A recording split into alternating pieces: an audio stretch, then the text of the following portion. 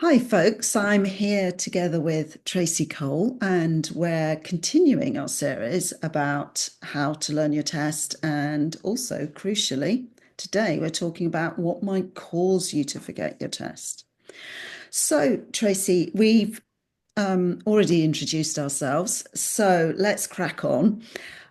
What do you think are the common reasons, from a brain and everything perspective, as to why people go down that centre line and then have a blank moment? Why do we forget our tests? Oh, lots of reasons. So obviously it's really important to us. Even if we're not going to the Olympics, it's still really important to us. Doesn't matter what level you're at, it's always important to us. And we always want to give of our best, and we always want to give of our best for our horses as well. So because it is so important to us, we often get those flutters of nerves. Yeah. Or it can be even more stressful than that.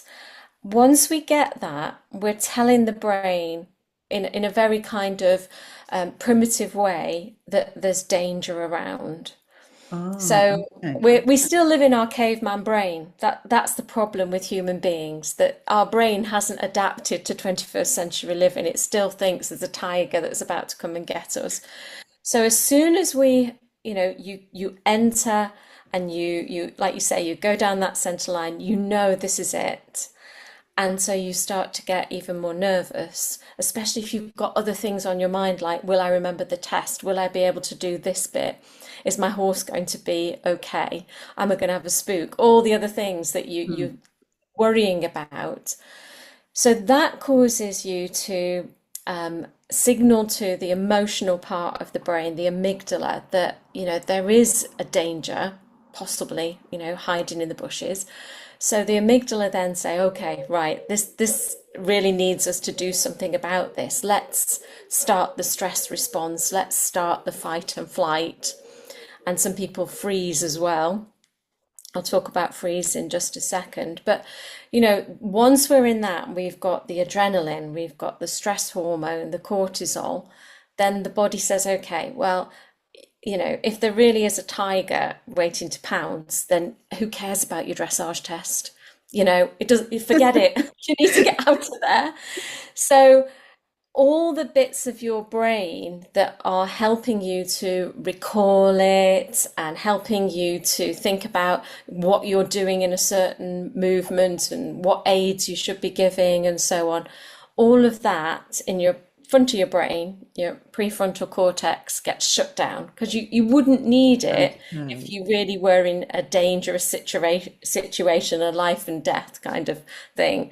So then you just kind of blank out, especially if your knowledge of your test is in what's called your working memory. So your working memory is Mhm. more like you just crammed it in, you've Mhm. remembered it, you've got it. But if someone asks you in 3 days' time what your test is, you'd be like, oh, I go a bit Yeah. funny on certain bits. But you kind of know it, and that bit just gets wiped out as well because it's not decided by your brain to be that important. Leave that, get back to your tribe and your cave. So that shuts down as well. And so you are on a hide into nothing. And then of course you know that you don't know it, or that you know the next bit, but you can't remember what happens after that. And that causes more stress. And so it just kind of compounds it. You get into this vicious circle.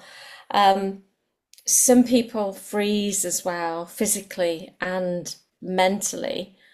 And that's usually because a different part of their nervous system, the parasympathetic, gets switched on, because there would be possible defense mechanisms to a caveman to be stuck still. Maybe the Yes. tiger won't see you and it'll just go by. And that's what's happening to them. So they're freezing in terms of I can't ride, and then they're worrying, and then their brain's getting shut down in terms of remembering the test. So lots and lots going on, and none of it helpful, unfortunately. Yeah, absolutely. And I think that's really fascinating on the both of those counts. The first thing that you know, this defense mechanism from, hundreds of thousands of years ago, essentially, is taking over. Mm, Um, and also the freezing. I'm lucky. I haven't really experienced the freezing.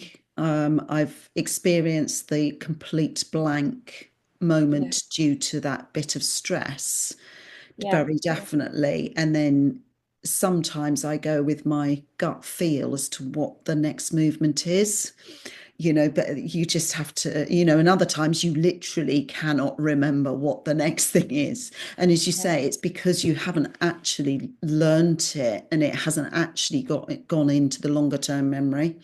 It yeah. stayed in the sort of working memory. I think I quite like that because that's quite like a sort of computing terminology, really, as well. There, Oh, okay.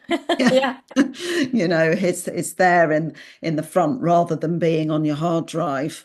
It's or actually physically saved, isn't it? It's yeah, yeah, yeah, yeah, yeah. So you depending on how well you're able to recall things on the fly, yeah, you yeah, know, depends on whether you can actually get back on track again.